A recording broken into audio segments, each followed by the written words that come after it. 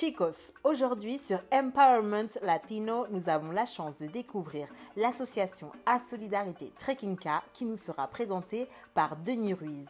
C'est parti.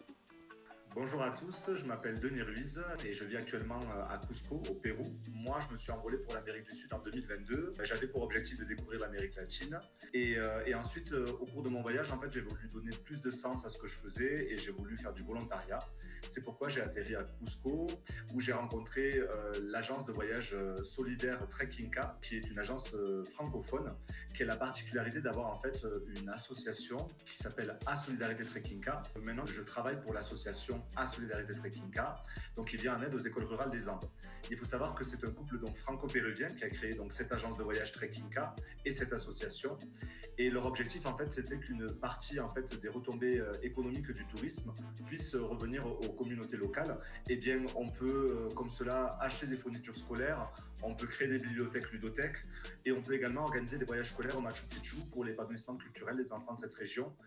Parce que bon, il faut savoir qu'aujourd'hui, si plus de 90% des revenus du tourisme sont localisés dans la région de Cusco, les populations locales ne bénéficient pas de cette richesse et au contraire, elles sont exposées à de la malnutrition, à des problèmes en matière d'éducation.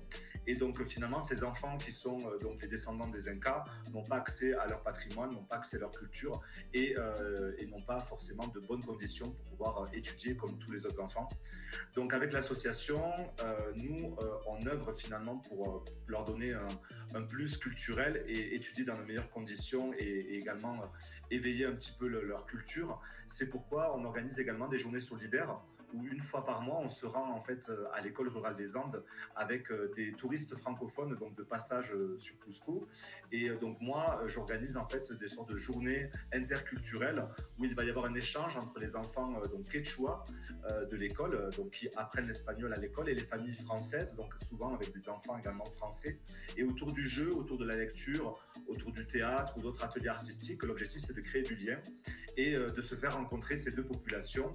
Et tout cela en fait nous permet une richesse qui est humaine, qui est assez importante. Et du coup, je pense que ça apporte autant aux voyageurs qu'aux locaux.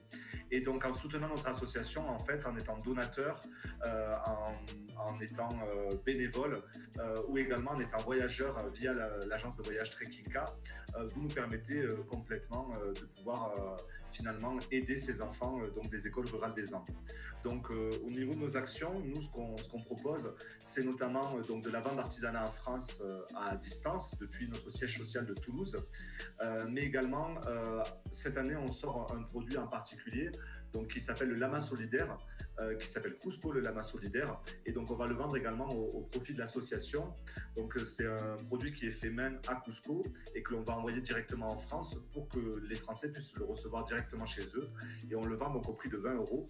Donc les personnes finalement qui nous achètent de l'artisanat, qui nous soutiennent en nous faisant des dons, qui choisissent d'être bénévoles finalement de l'association, eh bien pour nous ça nous permet d'avancer, sachant que voilà, il faut savoir que les communautés des Andes, notamment les écoles que nous aidons, ce sont des communautés rurales qui vivent essentiellement de l'agriculture, de l'élevage, et tout simplement donc ce sont des familles qui n'ont pas forcément les moyens financiers pour pouvoir donner le meilleur à leurs enfants au niveau scolarité.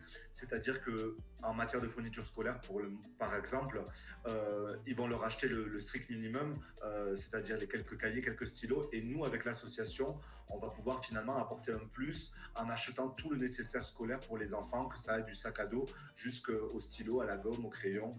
Et voilà, donc en soutenant à Solidarité Trekinka, ben, vous soutenez directement les enfants des Andes et des écoles rurales dans les Andes.